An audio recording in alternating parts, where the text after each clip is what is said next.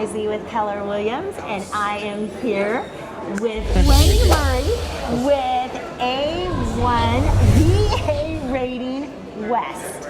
So, Wayne, explain to us what you do. First of all, what's a VA rating?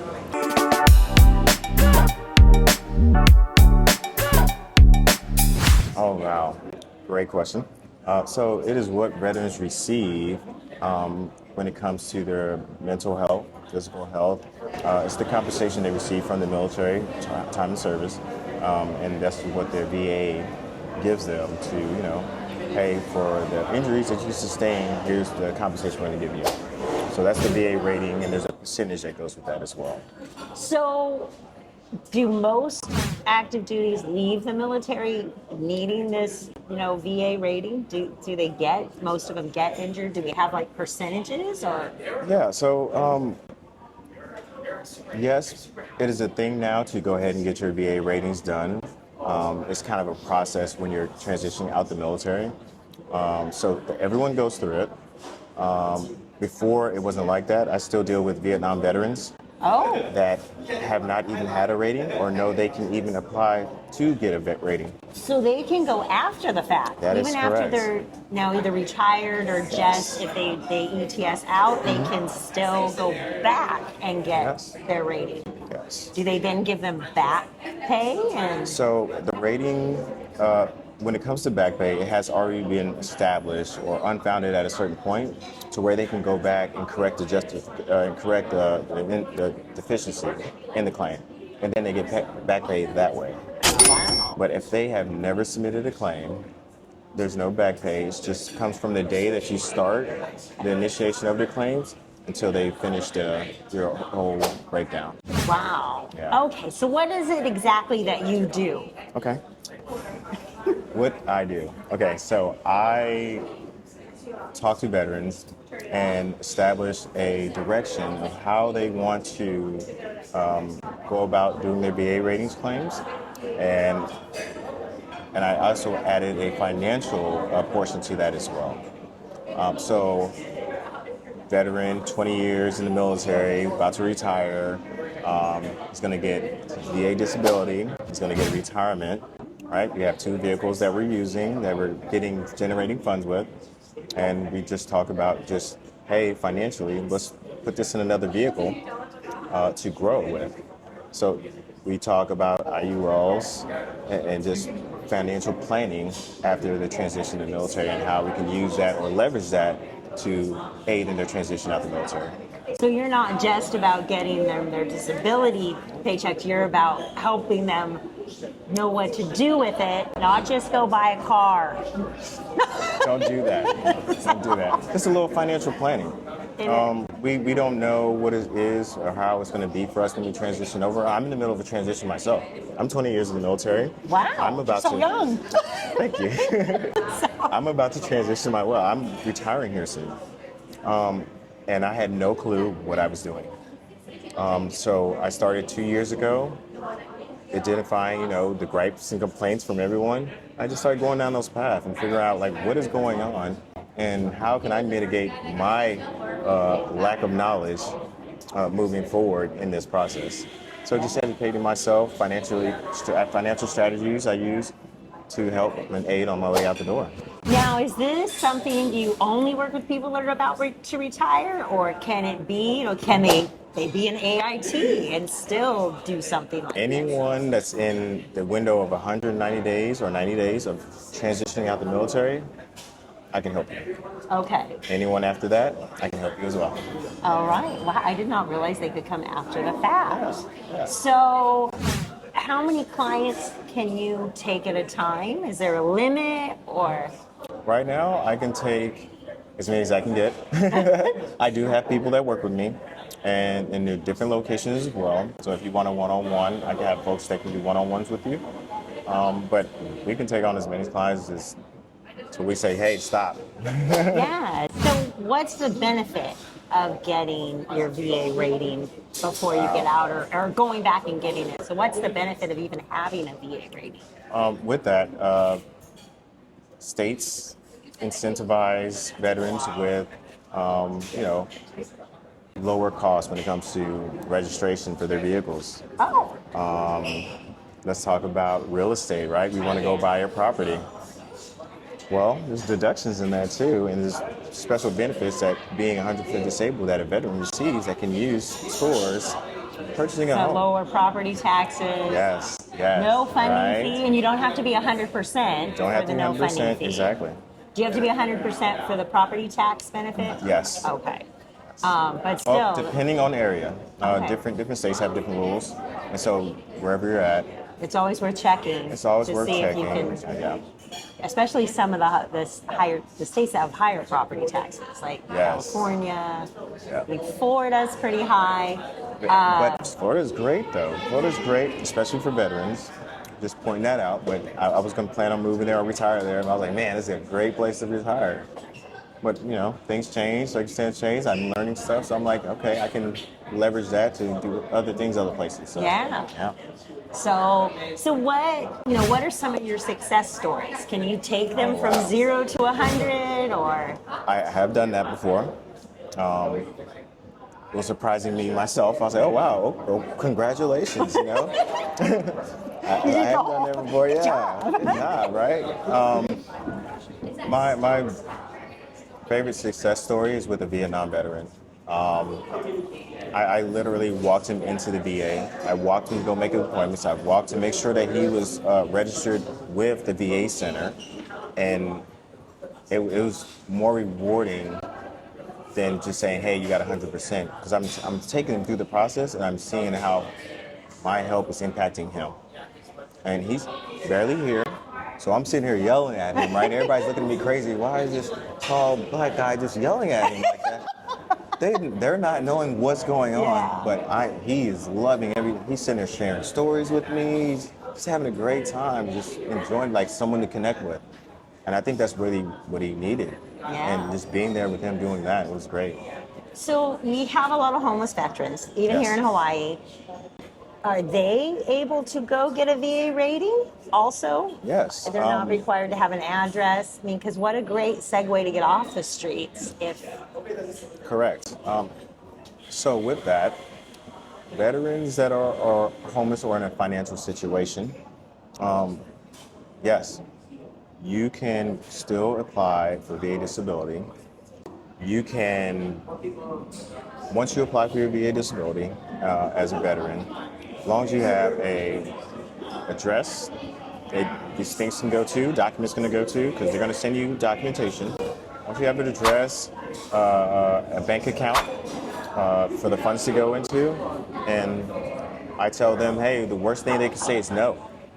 Yeah, so you just need an address and a bank account. Yep. So, yeah. So that's pretty simple. That's a great outreach to maybe go out and just let them know that it is available. Because I didn't know, and I know my father didn't. We didn't know till after he passed, and then they retroactivated him somehow. Wow. Okay. He was a Vietnam vet. But yeah, so if somebody wants to use your services, do they need you, or can they do it on their own, or? So I advise everyone to seek information, right? I'm an option, right? You can go see your DAB, you can go see your VSO or VSRs, you can go see whoever, a lawyer. By all means, go see them. If I'm your option, I'm just going to do the work for you and make sure that we're doing it correctly and you understand what's going on in the process. And when you submit your claims, you know that, hey, your due diligence was done. Yeah. So what is your fee? So I charge $1,000, and there's no back pay. I don't want any of that. For me to get started, boom, that's what I do. Another option is we can take those funds and defer it and put it into like an IUL as another vehicle to grow. And then we can go ahead and build that and I'll do your claims for you. So that's another option to do it. So you got two options. So soldiers will not only have the TSP as an option to invest, you have a secondary option so they can be growing their income While they're still going through the process process and transitioning out, or as they're out, we're not educated as much financially in the military, unless we go seek it, right? This being an opportunity to educate them financially on what they can do with their money and how to leverage their money, it's a great opportunity for them to understand, like, hey, where's my money going and how I'm going to use it to better my future or my family, right? However you want to structure that policy is for you. You can go to more deficit benefit side or using the index universal life insurance portion to grow with the interest. Okay, so we talked earlier, can you still stay active duty and get your disability? Yes, you can. Wow, okay, And so how does that work? so you will be going through a co-ed program. You can be 100% disabled, but in your field, there's a co-ed program that you can be assigned to or selected for to work in. And you're still active duty, you're still receiving BAH, you're getting your disability, And you're still getting all the and you're benefits. still getting all the benefits. And if you are 100% disability, you don't lose any of the benefits. You don't Nope. lose your VA loan benefit, your GI Bill, your medical. You keep all of the same benefits, and then you're still out with 100% disability. That's correct. So y'all need to call them. So what are some of the things that you're seeing that they're getting disability ratings for? I know jumping out. I know those airborne guys. I went to college at Fort Campbell. Oh. I went to Austin Peay. So I know the Okay. jumping soldiers. So- That's not what they're called. We're called paratroopers. Oh, okay, that's I'm a paratrooper myself. and that's. I know they get some injuries. Well, Yes. y'all are willingly jumping out of airplanes. I don't know about willingly, but we do it. Yeah, and then you have to hit the ground. But it's okay. Somebody's got to do it. And that right there should trigger a lot of things for Yeah. those soldiers, right? Points of contact. An airborne person that knows those points of contact, they're like, man, that's a disability, that's a disability, that's a disability, that's a disability, and they're hitting all the points of contact they use to hit the ground with. Yeah. PLF. So, yeah, those are claims. You're actively hitting those all the time. Oh yeah. As many times I as you jump. watched. And I kind of went. Yeah, it's Perfectly good airplane. great feeling, right? Hitting the ground is wonderful. Yeah.